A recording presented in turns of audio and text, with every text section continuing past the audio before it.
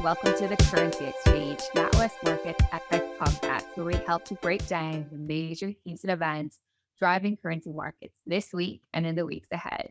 Today, I'm joined by none other than Brian Daingerfield, who is our co-head of G10 FX strategy based over in the US. It's a little bit of deja vu because we were talking about the exact same thing we were talking about last week, which is whether, if and when the Fed will actually be able to stop tightening, to stop hiking interest rates. However, markets have a completely different view of it this week than they did last. And that is because of, non-farm payrolls, which came out weaker than expected, suggesting some slowdown in the labor market, and also a CPI print that undershot expectations. Brian, what was kind of your takeaway from these two data points? Thank you very much, Eimear, for having me. I mean, what a difference a week can make in these markets, especially summer markets where it feels like liquidity is less and, frankly, conviction is low.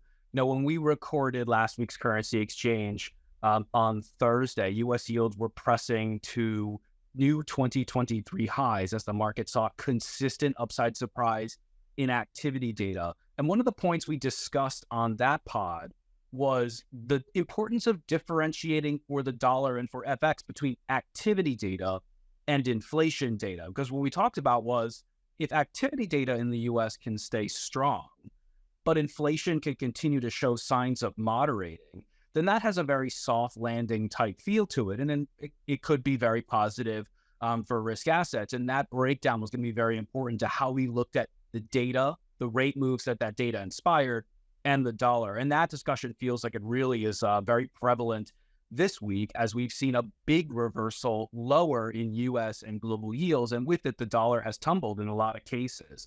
And as you mentioned, Eimear, it's really been the inflation data that have pushed us in that direction. So non-farm payrolls came in not as strong as expected.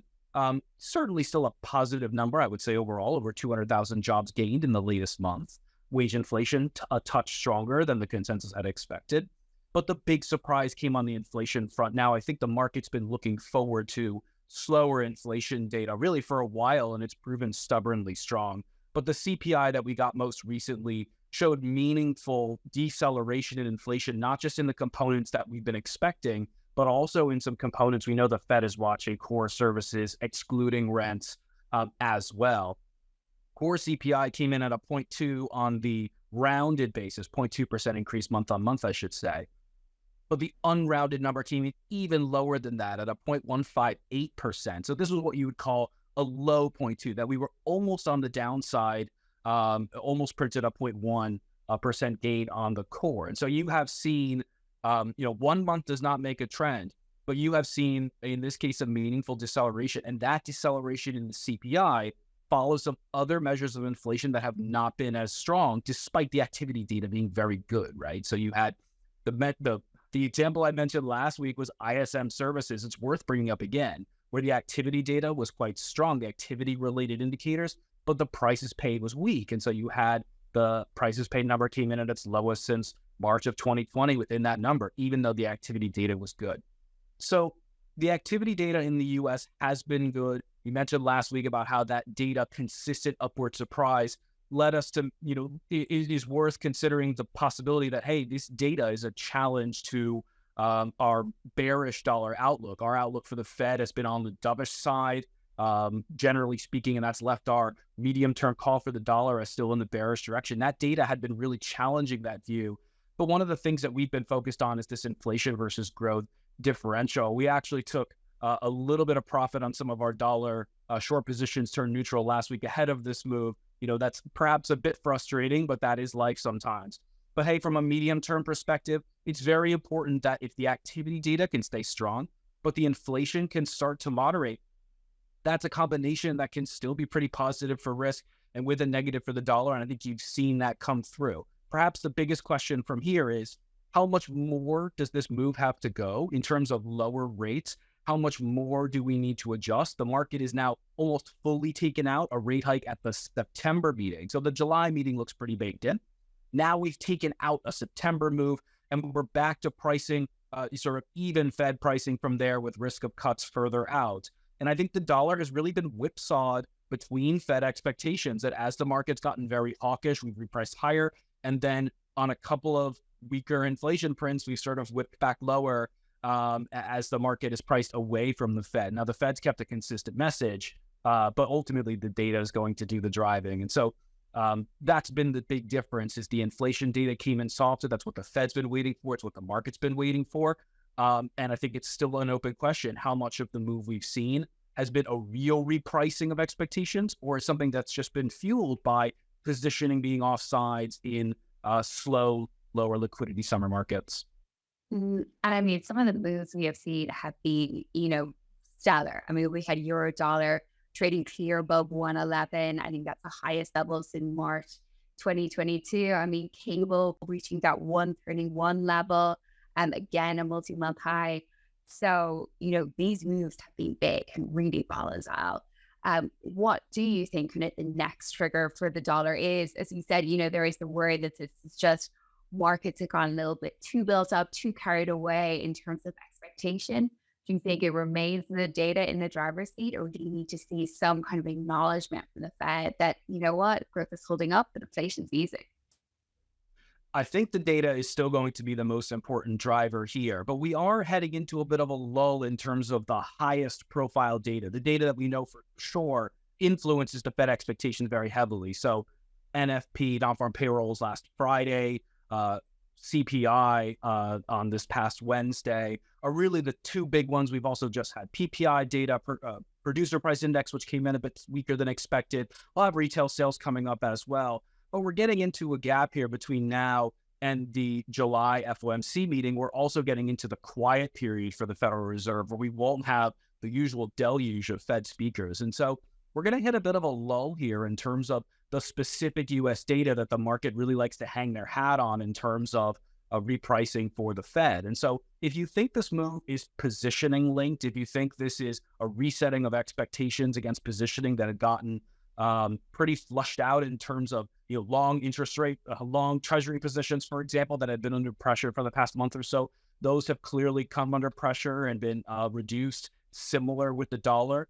As we had mentioned, at least in the G10 space, the dollar moves in most cases, the yen being the exception, had not been particularly large in the face of these higher rates, because it hasn't just been U.S. rates, it's been global rates moving higher.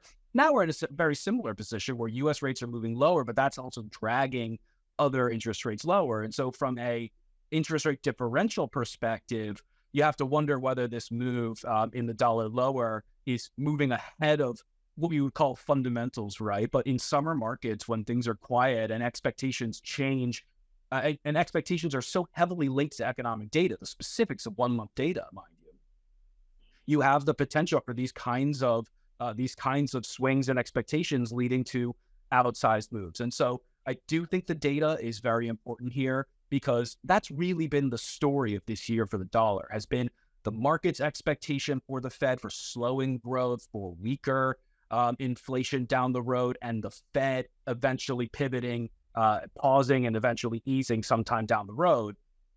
And then the data and how the Fed message has sort of conflicted against that, either at times reinforcing that benchmark from economists and from markets, and at times pushing against that. Right now, we're in one of these positions where the data is, at least on the inflation front, has really fed into the market, wanting to price towards a softer Fed. But we know the Fed's message has been much more consistently hawkish, and that's really it. There's a question of whether or not we should effectively believe the Fed or not when they come out and keep showing their hawkish colors, if you will. So we are in a bit of a gap here from the data side, and so when you have big changes in positioning and big changes in expectation that fuel moves, there's certainly a possibility of overshoot and continuation, even if you feel like the fundamental drivers behind it are not sufficient enough, right? You've only had one set of data that's been weak on the inflation front, and so that's probably the consideration for the next couple of weeks here as we head towards the Fed in July. It makes me nervous, right? Heading into summer markets, it does feel that, liquidity is going to thin and markets are just watching every data point. I have to drill you on kind of the biggest kind of decoupling and I guess global monetary policy is the Bank of Japan, right? That everyone thinks they'll actually start beginning, their hiking cycle or tightening cycle just as the Fed actually pivots away from its own and could be looking at an easing cycle. We've seen a big move in dollar yen. What's kind of your outlook from here? The dollar yen has been certainly among the biggest movers and one of the biggest beneficiary of lower US rates and lower global rates that we have seen over the past week. And so, as you mentioned, Eimear, BOJ is on their own planet in terms of monetary policy cycles, right? They have kept an extremely dovish policy, not just in terms of short-term rates, but their yield curve control policy, which targets their 10-year JGB yield at 0% with a band of 50 basis points in either direction. That compared with the interest rate tightening cycles of every other economy has meant that interest rate differentials, carry from holding yen positions has been almost entirely driven by what's going on outside of Japan's borders. And so it stands to reason that when US rates are rising, as had been the case for almost the entire month of May and through most of June, that the yen was under pressure. Now that you've seen some relief, you've also seen the yen recovering. Now, I was actually just recently in Asia, as we spoke about a little bit last week, Eimear, that one of the senses that I got on the yen was that there was a fundamental bullishness on the Japanese economy, but that holding yen long positions was actually very difficult because of these interest rate differentials that had been widening against the yen as Bank of Japan policy was seen as very, very likely to stay unchanged for a long time, while we were repricing in a hawkish direction. So now that US rates have come down, it makes sense that dollar yen has fallen here and that the yen has regained some ground.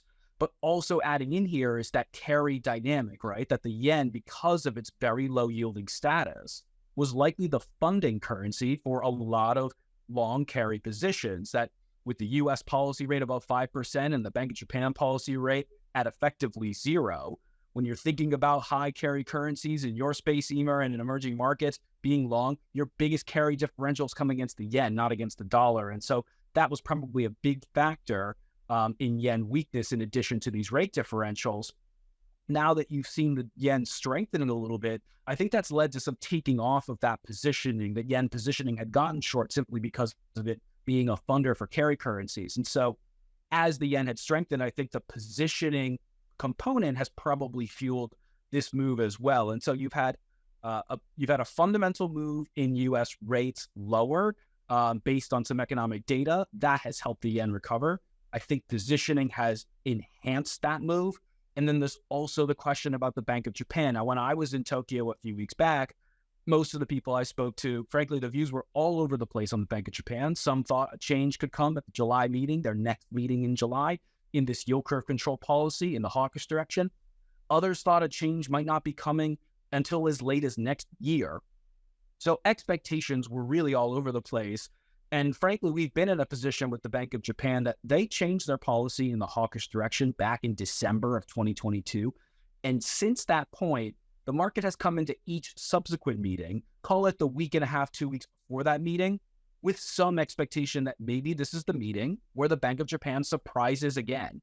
And that expectation has been really shot down pretty much consistently every single time. And so there's a question of whether or not we are in the same sort of pre-BOJ hype cycle, if you will, that the market sees the next meeting from the Bank of Japan in late July and says, maybe this is the moment when there is a change. I don't necessarily want to be max short yen against carry currencies if this is the time they happen to surprise. Remember, the December decision was completely out of the blue in terms of what the market was expecting.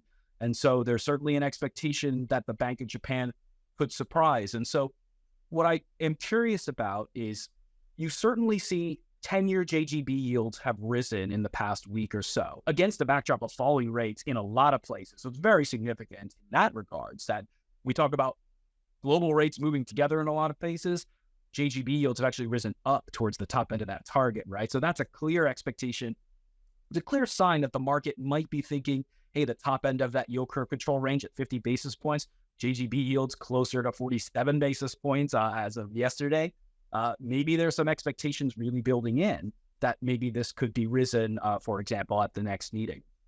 But it's hard, I think, to differentiate between how much of the move higher in rates and stronger in the yen is real expectations for a change versus how much is trying to sort of clean up your position and clean up your exposure ahead of the possibility, maybe it's still a small risk. If you're thinking maybe it's still a small 5 or 10% risk, maybe that the BOJ makes that change at the July meeting, even if you still think it's low, when rates are falling, you're already potentially in a position where you want to take some profit on those positions if you were short the yen, for example. I think that's probably feeding in as well. So I think it's fair to say right now the yen has a number of tailwinds, but I think the big question now, the proof will be in the pudding for the Bank of Japan, right? That if the Bank of Japan delivers another dovish disappointment, and as they've done at every meeting this year so far, maybe that's a moment where the market has to sort of reconsider here. But again, there's a number of different drivers behind this rebound we have seen. I think the question, a lot of the questions on the Fed in terms of the data will be critical for this pair, but also the questions on the BOJ side as well, because, man, they have disappointed a number of times, and the expectations seem to be building again. I wonder if we're setting up for another disappointment, but, certainly the market seems to be romancing that. It's just hard to know whether or not that's real expectations or that's simply trying to become a little bit more defensive, given it's perhaps still a small risk of a potentially large change and therefore a large move in the currency and in other related assets. Yeah, I love that you sound a little bit skeptical. The Bank of Japan will actually capitulate and start the tightening cycle. But it does seem that, this was kind of the big trade that was supposed to happen. Markets still seem to, build their expectations going into it, even though they are, repeatedly disappointed at every meeting. But we will see. Yeah, I guess, for EM, these kind of moves in US yields are kind of game changers. And we had kind of revised our expectations last week, and we thought, higher US yields were kind of a fundamental intrinsic threat to the carry trade. We're still less bullish on EM. We don't want to be kind of outright short the dollar against some of the EM pairs. And it is because we do think, you are at this peaking interest rate differentials in a number of EM currencies. Inflation has collapsed. And we do think that turning point that actually EM central banks are a lot closer to cutting interest rates, and that kind of the peak of carry differentials are in. So we are more focusing on relative value and kind of staying away from a very volatile US dollar right now. But that is about all we have time for this week. Brian, thank you so much for joining me. If you did like the podcast, please do click like and make sure you subscribe so you can get the next episode first. Thanks again.